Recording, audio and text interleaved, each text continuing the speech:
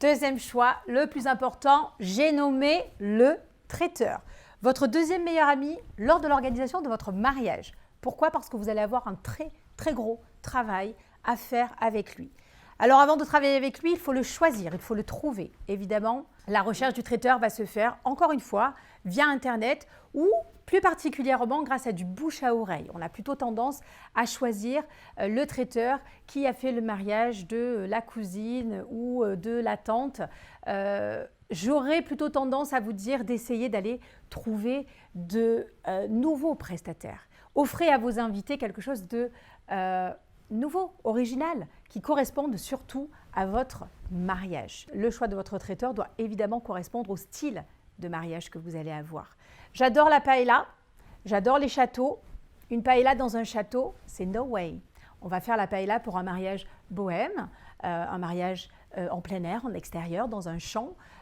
Sur un château, on va avoir un repas servi à l'assiette avec des mets un petit peu plus raffinés. Le respect du style, le respect du thème doit aussi passer à travers le choix du traiteur. On a des traiteurs implantés partout en France avec des tarifs différents parce que le service, leur façon de travailler, leur spécialité est différente. Donc à vous de trouver celle qui correspond à vos besoins, à vos envies et forcément à votre budget. Le premier contact avec le traiteur va se faire soit par mail ou soit par téléphone. Il est important d'avoir ce premier contact. Si cela correspond à ce dont vous avez envie, à ce dont vous attendez, à ce moment-là, allez le voir, allez le rencontrer et discuter. La notion de feeling est importante pour tout prestataire et encore plus pour le traiteur. Vous allez devoir échanger, vous allez devoir discuter, vous allez devoir peaufiner, finaliser ensemble pendant 1 an de préparatifs. Donc oui, la notion de feeling est évidemment importante. Le traiteur va vous présenter sa carte, donc ses menus, ses conditions logistiques, ses conditions générales. Lisez bien, comprenez bien, échangez avec lui, posez des questions. Ça va vous mener vers la signature de contrat ou non et le dépôt d'acompte du premier acompte. Si vous signez votre contrat et que vous avez trouvé pour vous la perle rare, vous allez devoir passer par la case dégustation et je vous le conseille vivement. C'est un passage obligatoire, incontournable, qui va vous permettre de vous rendre compte de ce qui va vous être servi le jour J, comment est-ce que ça va être présenté, votre vaisselle et forcément, encore une fois, échanger pour arriver à faire votre choix final, à aller vers ce qui va être parfait, cohérent, avec, encore une fois, le style de votre mariage. La dégustation se déroule très souvent chez le traiteur.